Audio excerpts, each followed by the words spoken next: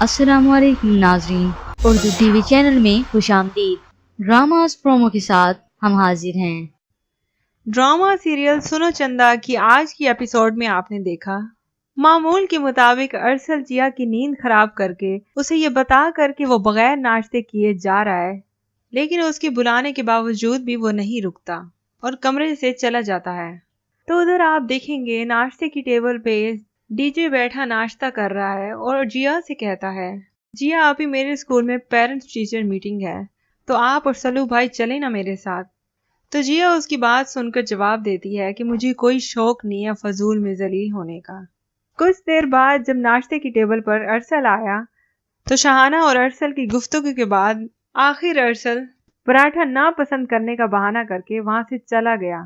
दूसरी जानिब आप देखेंगे अरसल जिया के वालिदैन के सामने नाराजगी का इजहार करते हुए कहता है कि जिया उसका ख्याल नहीं रखती और रिस्पेक्ट भी नहीं करती, और कहता है कि हर काम तो तुम मेरा सर से उतारने के लिए तो करती हो, कभी शोहर समझ के इज्जत की हो तो दिल से करो ना काम। तो सामने खड़ी जिया शर्मिंदा होती है, जिसके बाद जिया की वालिदा कहती है कि बाप का टेंशन ले ले के बुरा हाल हो गया है, इस तरह से अरसल ने कभी बदतमीजी नहीं की हमारे सामने। तो जिया उनके जवाब में कहती है, तो आप खुद सोचिए ना, आपके पीछे क्या करता होगा। तो माँ समझाते हुए कहती है, देखो बेटा, मियाँ बीवी को अपने एक दूसरे के ऐब छुपाने चाहिए। तो जिया अपनी माँ के जवाब में कहती है कि अम्मा ये दौर वो दौर नहीं है, अब जो है रिश्ते बराबरी के होते हैं, ना कि आप एक दूसरे के ऐब छुपाते फिरें। जिया की इस बात पे नीमा जवाब देती है कि इस बराबरी के चक्कर में ना औरतें अपने घर बर्बाद कर लेती हैं, और ये काम मैं तुम्हें नहीं करने दूंगी।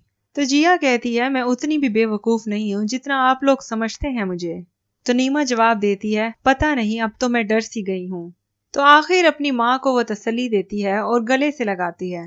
तो उधर जलाल डरे हुए हैं, तो बीजान आकर कहती हैं कि जमशेद से मैंने बात कर ली है, वो तुम्हें तुम्हारा हिस्सा रुपए में देगा, तो तुम्हें कोई एतराज तो नहीं है। तो जलाल इस बात पर राजी हैं और बीजान वहां से चली जाती हैं, लेकिन आगा जान जलाल को तंग करते हैं और इशारों से हवाओं में बातें करते हैं, जिसकी वजह से जलाल और भी डर जाते हैं। तो उधर मिट्ठू ठहरा है और बेसब्री से अपनी माँ का इंतजार कर रहा है, जो कि उसकी माँ जलाल से मिट्ठू के लिए मैना का हाथ मांगने गई है। तो इन सब गुफ्तगू के बाद जलाल परी से कहते हैं, तो नसीब खां का क्या होगा। तो उधर कमरे से बाहर मिट्ठू ये सब बातें ठहरा सुन रहा होता है और सुनकर बहुत अफसुर्दा हो जाता है। तो उसी वक्त मैना आती है और मिट्ठू से पूछती है कि क्या हुआ है। तो वो वहां से रोते हुए चला गया। तो मैना उसे रोते हुए देख के परेशान सी हो जाती है।